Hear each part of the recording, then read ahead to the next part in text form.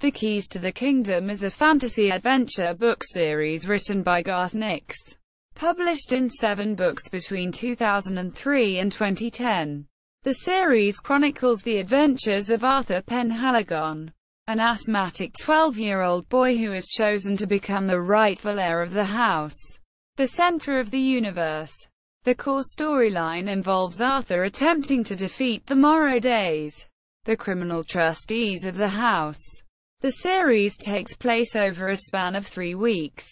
Time moves at different speeds at different locations in the series. Plot: the series protagonist is an asthmatic 12-year-old boy, Arthur Penhaligon. The series begins on a Monday, with the main events starting a week later on the next Monday.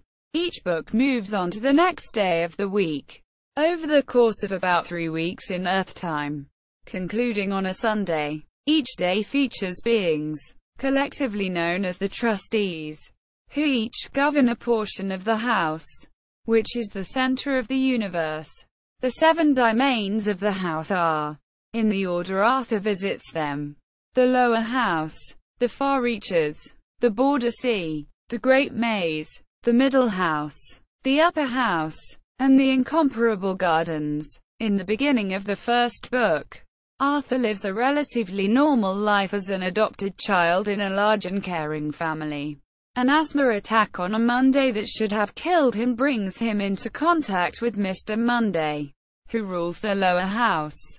He eventually finds his way to the lower house himself, where he is to find the cure to a plague brought to his world by dog-faced fetchers.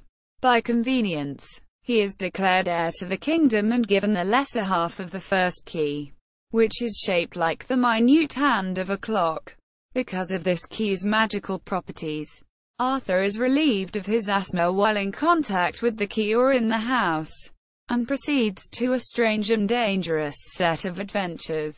As Arthur discovers, the will of the architect, creator of the house and the secondary realms that surround it, was not fulfilled as it should have been. Instead, it was broken into 7 pieces by the architect's trustees, the self-named Morrow Days. The will was forced to act on its own, and its first part chooses Arthur to be the heir to the kingdom.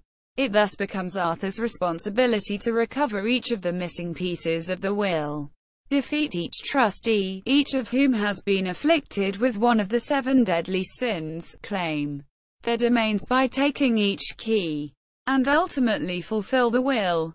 After Arthur has taken each of the 7 keys, and the will becomes fulfilled, a huge wave of nothing dissolves the incomparable gardens, Lord Sunday's domain, and the first thing the architect created. This causes the whole of creation to be destroyed with it, including all of the secondary realms, including Earth. Arthur regains consciousness in the void of nothing. As he holds the power of all 7 keys, he is unable to be destroyed unless he so wishes, and he meets the architect, who is revealed to be the Old One and the will, once split into 2 parts to govern the house and the secondary realms respectively. When the architect and the Old One fell out, the architect chained the Old One eternally. Doing this meant that she could not return to nothing when she wished, as she had to go as one. The only way to release the Old One was to destroy creation. These terms were laid out in the will.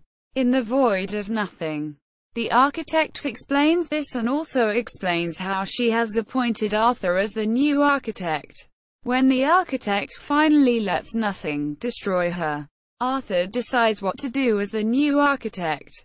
He uses the complete atlas of the house, a magic book which contains all the information of the entire house, to rebuild the house and the secondary realms exactly as it was a few seconds before its ultimate demise.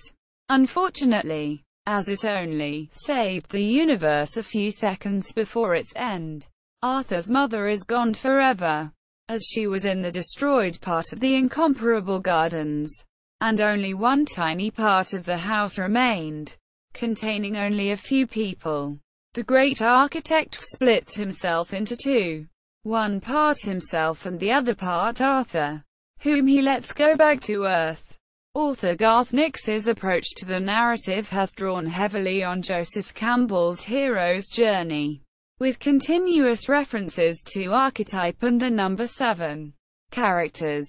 Arthur Penhaligon. The 12-year-old boy was chosen as the rightful heir of the house by the embodiment of the architect's last will and testament. Susie Turquoise Blue. A female piper's child who chooses to work with the will and the rightful heir.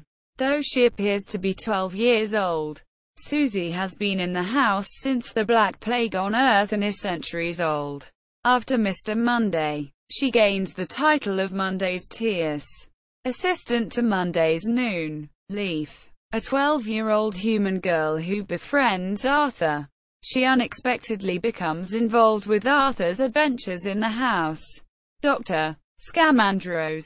An upper house-trained sorcerer.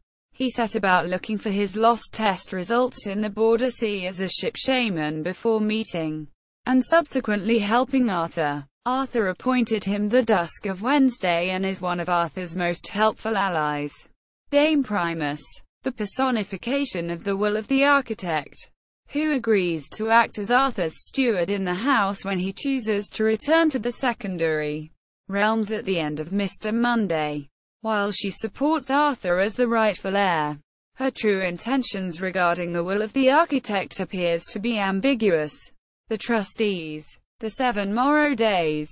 Mr. Monday. Grim Tuesday. Drowned Wednesday. Sir Thursday. Lady Friday. Superior Saturday. And Lord Sunday, who were each entrusted with a key to the kingdom to keep safe and then hand over to the rightful heir. Instead, they broke the architect's will into 7 pieces and locked it up, as they did not want to follow the will, which would entail the destruction of all reality. Dawn, noon and dusk. Each trustee was assigned 3 principal servants. However, technically there are only 6 of each, as Grim Tuesday reshaped his attendants into 7 beings of lesser power than the original dawn, noon and dusk, known as the Grimm's Grotesques. Dawn. A dawn represents the hour of sunrise, and is usually dressed in bright colors and speaks loudly. They possess a golden tongue. Noon. A noon represents the hour between 12 noon and 1 p.m. and is recognizable for his red, yellow, and white coloring. Noon is the most powerful of the trio. He has a silver tongue. Dusk. A dusk represents the hour of sunset, and is known for dressing in dark colors and speaks softly. He has a black tongue. The Mariner. Known as Tom Shelvark, the second son of the architect and usually an ally to Arthur. His character is implied to be based on the rhyme of the Ancient Mariner by Samuel Taylor Coleridge. His harpoon is based on the spear used by the soldier who stabbed Jesus, one of the relics connected to the Holy Grail. The Piper. The third son of the architect, who is able to take control of the piper's children he brought into the house with his pipes. He is the creator and leader of the new Earthlings, and intends to take control of the house. The Piper is based on the Pied Piper of Hamelin. Prevuel. A sly spy trying to kill Arthur all the way through his campaign, serving under all 7 of the trustees. The House and the Morrow Days.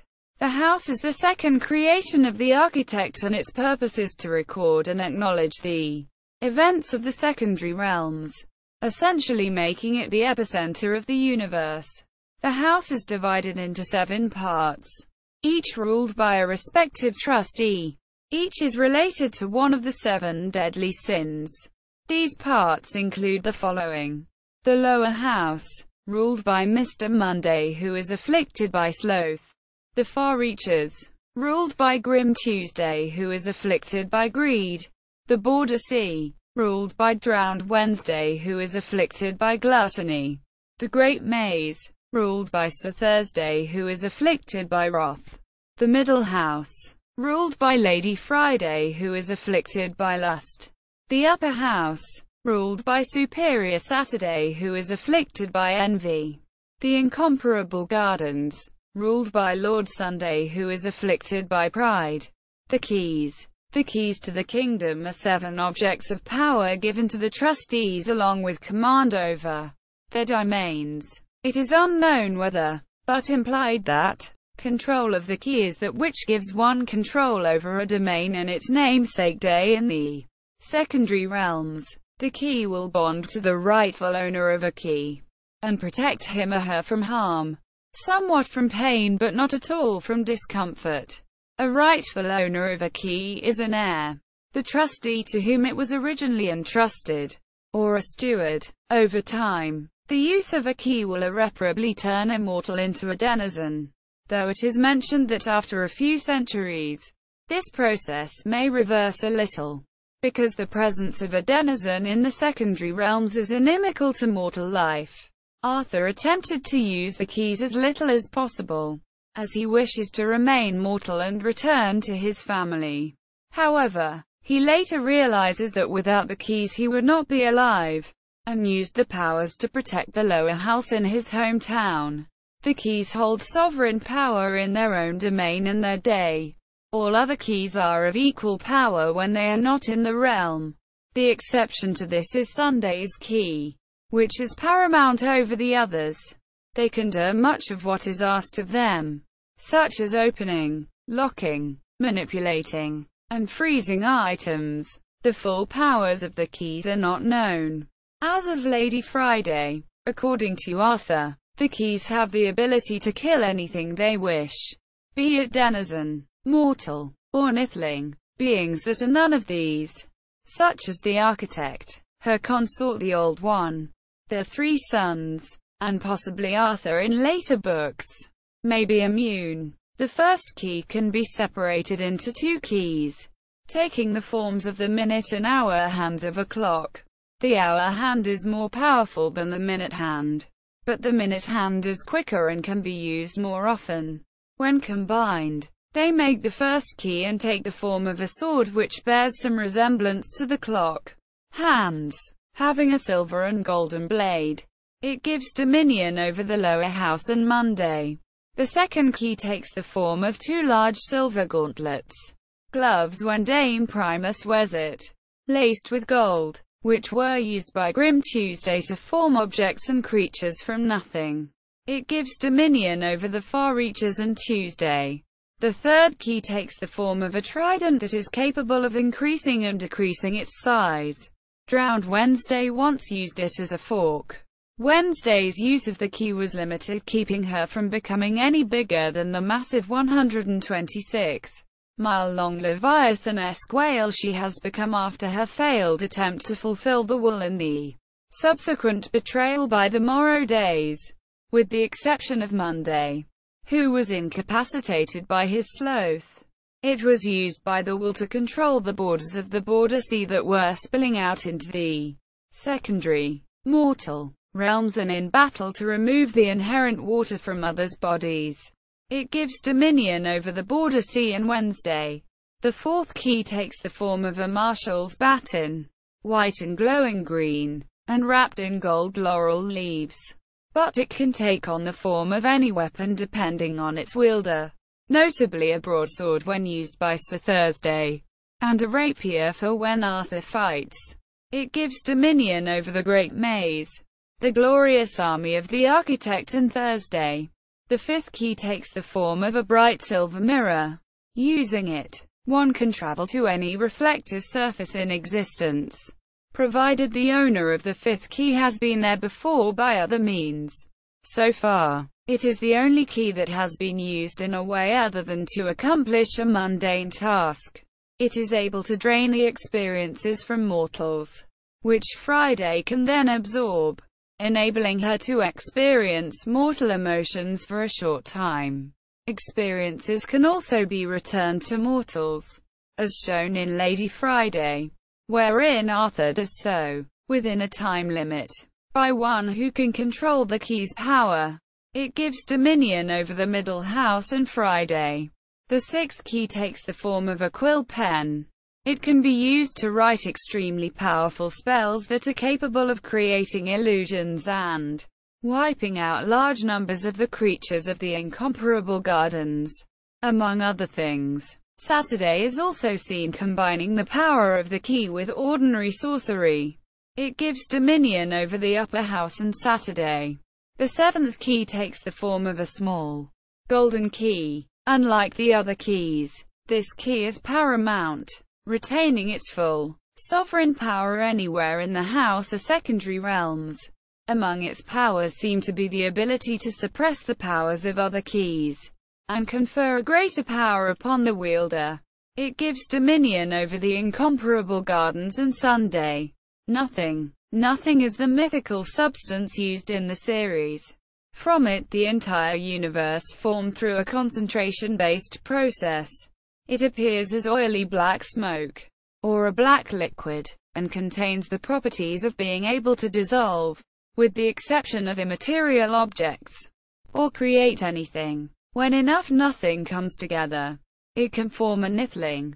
Nithlings are creatures not created by the architect, but self-made from uncontained or uncontrolled nothing.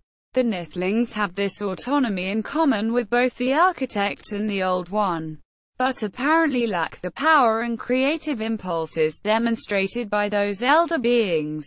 Nothing is likely based on ether. For more information on the various types of nithling, see below. Nithlings. Nithlings are entities formed from nothing. They are feared by most of the house due to their ability to kill even an immortal denizen with a festering bite. Nithlings take a variety of shapes and are incorporated into every book in some form. They appear to lack complex intelligence, although some types can be used as servants. Notably the fetches, sent to retrieve the key in Book 1. Most lower forms of nithling can be dispatched with silver assault, though this has little effect on higher, more substantially made nithlings. Nithlings dissolve into nothing when killed. They are employed by many denizens in the Morrow Days for menial tasks, especially when someone is needed to venture into the secondary realms. Nithling species usually are named.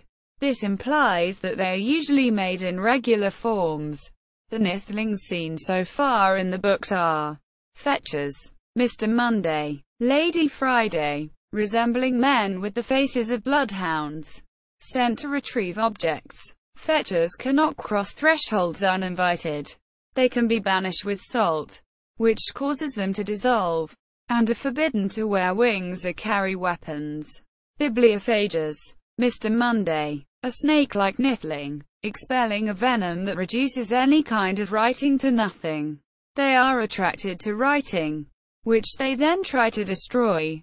Spirit Eater, Grim Tuesday, Drowned Wednesday, Sir Thursday, a creature made by sorceries and a seed item belonging to the person whose physical form it assumes, being designed to imitate them. It requires a year of house time to grow from nothing. It can grow mentally conducive mold on people and can only be destroyed if its seed item is plunged into nothing. The mold originates from the fictional planet called Avrixine. Its mutant form, present in Spirit Eaters, is transmitted by skin-to-skin contact between and only between the Spirit Eater and natural beings, wherein after it communicates knowledge of its model to the former. A Spirit Eater's true form varies and can only be seen through a veil of raindrops on a sunny day. At all other times, it resembles its model. Its technical name is Kosagru, which it shares with a legendary monster called Kokigru or Kokesagru. Scoucher, Grim Tuesday, a nithling originating from small, semi-enclosed spaces, can take any form, but always has long, sharp, ribbon-like tentacles, with which it causes mortals or denizens to bleed uncontrollably. It then obtains strength from their blood. Silver, ruthenium, rhodium, palladium, osmium, iridium and platinum can kill a scoucher upon contact. Fever-fused cormorants, Drowned Wednesday, heralds that communicate to the pirate Fever-Few that his treasures have been breached. Fever-Few, Drowned Wednesday, part nithling, part human. This cruel pirate sails on the border sea. He is eventually killed while fighting Lord Arthur Gordraken, Drowned Wednesday, a rare type of nithling created when certain lost items come into contact with nothing. Not horse. Sir Thursday, Lord Sunday, a near creation made in the workshops of Grim Tuesday. Not horses are red-eyed equines having a metallic skin, 3 clawed toes on each foot, discerning intelligence, personalities suited for battle, and the ability to march in step with each other. They are used as beasts of burden by the glorious army of the architect, particularly by the pseudo-Mongol division thereof known as the Horde. Other versions of not horses include winged not horses as in Lord Sunday, new nithlings and new niths, Sir Thursday, Lady Friday, Superior Saturday, Lord Sunday, creatures created by the Piper in vast numbers to invade and conquer the Great Maze. The Piper made them as new denizens, incorporating as many mortal traits as he could. New nithlings are much more docile than regular nithlings. They possess creative impulses and the ability to adapt. Without the Piper's leadership, he has said, they would probably prefer to become farmers. Night Sweeper, Mr. Monday, a nithling taking the form of a tiny horse whose sole purpose is to spend one night gathering any contamination that has emanated from the house into the secondary realms, with which it then becomes nothing. Soot, Grim Tuesday's eyebrow, Grim Tuesday, one of Tuesday's eyebrows, which was blown from its face when he was experimenting with nothing. It was blasted into the pit, where accumulation of nothing upon it made it strong, mobile, and self-aware. Granauhoinch, Lady Friday, a monstrous creature consisting of pure nothing contained within a silver armature or framework. It resembles a combination of a wild boar and a unicorn, having a 6-foot horn. It is black, and has no visible eyes or mouth. It is extremely aggressive, and will go to great lengths to defeat its opponent. Elephant, Lord Sunday, Arthur's stuffed elephant which, while Arthur was trying to break free from a clock face and thinking of the elephant, was animated by residual powers of the 5th and 6th keys and grew to the size of a large dog, with sharp tusks. Note: there is some question on whether all of the above species classify as nithlings. Shown in Mr. Monday, when the Atlas says, in reference to creating fetches, quote, "It is not the high treason of treating with the nithlings, those self-willed things that occasionally emerge from nothing." This seems to imply that species created by someone are not true nithlings, as a true nithling is self-made. Religious, cultural, and literary references. The Keys to the Kingdom appears to contain many examples of religious symbolism and references, possibly as a reference to the idea that not even the architect is as creative as humans, particularly in Judeo-Christian tradition. One example is the title of the series, a reference to the words spoken by Jesus Christ to the Apostle Peter in the Bible at Matthew chapter 16:19, "I will give you the keys to the kingdom of heaven. Whatever you bind on earth will be bound in heaven, and whatever you loose on earth will be loosed in heaven." Another example is the affliction of each Morrow Day with one of the 7 deadly sins that results from their choice not to obey the will. Mr. Monday, Sloth, Grim Tuesday, Greed, Drowned Wednesday, Gluttony, Sir Thursday, Wrath, Lady Friday, Lust, Superior Saturday, Envy, Lord Sunday, Pride. Other religious references include the Old One, a Prometheus-like character who held great power but was chained and punished by the architect for his interference with her creations, including the liver being chopped out and regrown before the eaglers come back again. Only difference is that it is clockwork characters and they only chopped the liver previously. Now they do eyeballs, alternatively seen as a Lucifer character.